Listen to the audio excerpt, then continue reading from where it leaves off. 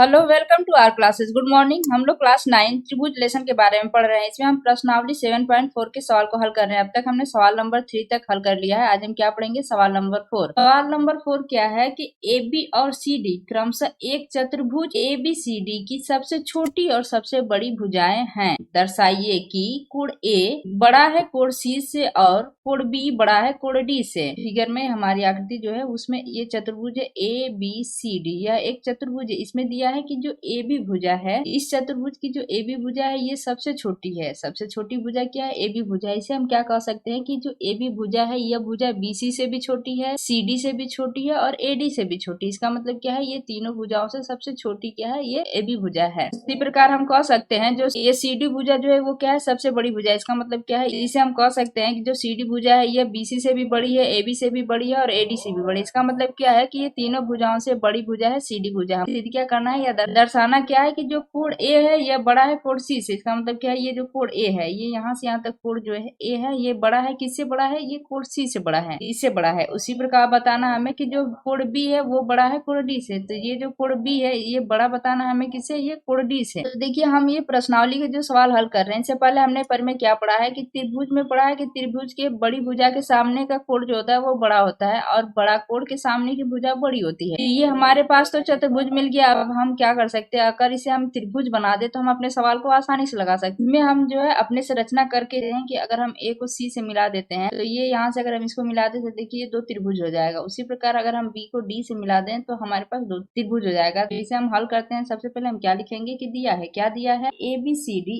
एक चतुर्भुज है। इसमें दिया है कि AB सबसे छोटी भुजा है, उसी प्रकार CD जो है वो सबसे बड़ी भुजा है। रचना कर लेते हैं। हम इसमें लिखते हैं रचना। A को C से मिलाएंगे और B को D से मिलाएंगे तो हम यहाँ पे लिखते हैं AC व BD को मिलाया। यहाँ पे हम लिख सकते हैं AC व BD को मिलाया, क्योंकि इसमें कोण के दो कोण पूछा है ना। कोण A बड़ा है कोण C से और कोण B बड़ा है कोण D से, इसलिए हम A और C को पहले मिला रहे हैं और B और D को बाद में मिला रहे हैं। तो हम देखिए हमने रचना किया, रचना कर लिया हमने। ये हमने चतुर्भुज बना लिया। इस चतुर्भुज में हमने क्या किया कि A को C से मिला दिया तो ये हमारे पास दो त्रिभुज बन गए। उसी प्रकार हमने B को D से मिला दिया। A और C को जब मिलाया हमने तो इस त्रिभुज के हम बारे में देखते हैं इसमें कौन सा, इसमें दो त्रिभुज बने। देखिए त्रिभुज ABC और कह सकते हैं त्रिभुज ACD। ये दो त्रिभुज बन गए। इस दो त्रिभुज में हम इसको मान ले रहे हैं कोण 1, इसे मान ले रहे हैं हम कोण 2, इसे मान ले रहे हैं हमें कोण 3, इसे मान ले रहे हैं कोण 4। हम यहाँ पे लिख सकते हैं उत्पत्ति। पहले हम ये वाला त्रिभुज लेते हैं, त्रिभुज ABC व त्रिभुज ACD में। इस त्रिभुज में हम कह सकते हैं कि जो BC भुजा है ये BC भुजा ये बड़ी है किससे? AB से। ये BC भुजा बड़ी है AB से। हम कह सकते हैं, क्यों कह सकते हैं? क्योंकि अभी हमने पढ़ा कि जो AB भुजा है यह सबसे छोटी, इसका मतलब BC से भी छोटी है, इसलिए हम कह सकते हैं। जब BC भुजा बड़ी हो गई तो BC भुजा के सामने का कोण क्या होगा? बड़ा होगा। तो ये जो BC भुजा है इसके सामने का कोण कौन है? ये कोण 1 है। ये BC की जगह पे क्या लिख देंगे? कोण 1। ये बड़ा होगा, किससे बड़ा होगा? अब AB भुजा के सामने कौन है? देखिए AB भुजा इसके सामने क्या है? कोण 3 है। तो इसको हम लिख सकते हैं ये कोण 1 बड़ा होगा कोण 3 से। ये हम क्या कह सकते हैं? समीकरण 1 इसको लिख देंगे। कैसे आए? ये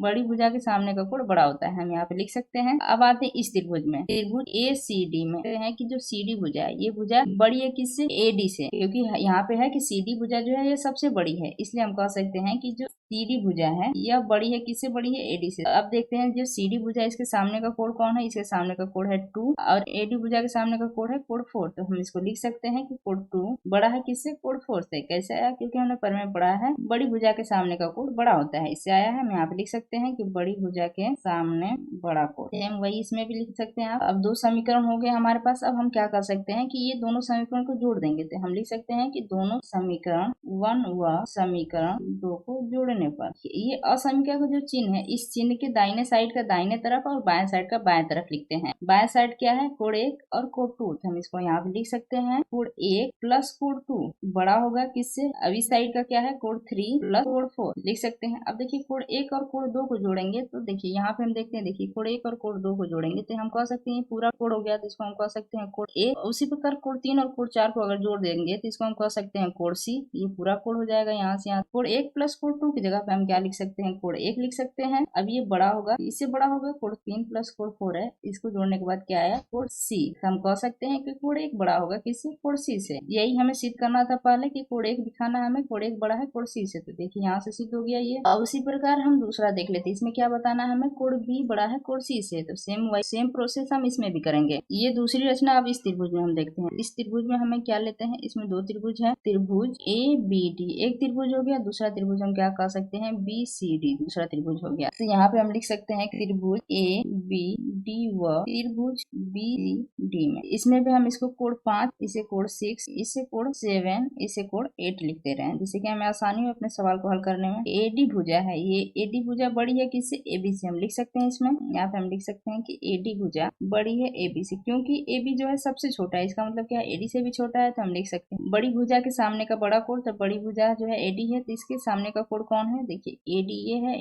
AD भुजा के सामने का कोड क्या है, कोड 5। हम इसको लिख सकते हैं कोड 5, यहाँ पे लिख देंगे कोड 5, ये बड़ा होगा। AB भुजा के सामने का कोड कौन है, देखिए कोड 7, तो यहाँ पे हम लिख सकते हैं कोड 7, मतलब कोड 5 बड़ा है कोड 7 से। तो इसे हम कह सकते हैं समीकरण 3rd। उसी प्रकार अब इस त्रिभुज में देखते हैं, इसमें हम कह सकते हैं कि जो CD भुजा है ये बड़ी है किससे, BC से। हम लिख सकते हैं, यहाँ पे हम लिख सकते हैं CD भुजा बड़ी है BC से। क्यों बड़ी है, क्योंकि CD भुजा सारी भुजाओं से बड़ी है, इसलिए हम कह सकते हैं। अब देखिए CD भुजा के सामने का कोड कौन है, ये CD भुजा, इसके सामने कोड है कौन है, 6 है, तो इसको हम लिख सकते हैं कोड 6। उसी प्रकार बड़े का चिन्ह लगा देंगे, और BC भुजा के सामने का, ये BC भुजा के सामने का कोड क्या है, कोड 8, तो हम यहाँ पे लिख सकते हैं कोड 8, मतलब कोड 6 बड़ा है कोड 8 से, इसे हम कह देंगे समीकरण नंबर 4। ये दोनों समीकरण को जोड़ लेंगे। अब यहाँ पे लिख सकते हैं समीकरण 3 व समीकरण 4 को जोड़ने पर, और सम क्या के दाहिने साइड का दाहिने साइड और बाएं साइड का बाएं साइड, इसे हम यहाँ पे लिख सकते हैं क्या है, कोड 5 प्लस कोड 6, फिर असम का एक चिन्ह लगा देंगे, इधर लिखेंगे हम कोड 7 प्लस कोड 8 लिख देंगे। अब हम देखते हैं यहाँ पे, देखिए कोड 5 और कोड 6 ये क्या हो गया, ये टोटल कोड यहाँ से यहाँ तक हो गया, इसे हम क्या लिख सकते हैं, कोड B लिख सकते हैं। उसी प्रकार कोड 7 और कोड 8 ये यहाँ से यहाँ तक कोड हो गया, इसे हम क्या लिख सकते हैं, कोड D लिख सकते हैं। तो कोड 5 प्लस कोड 6 को हम क्या लिख सकते हैं, कोड B,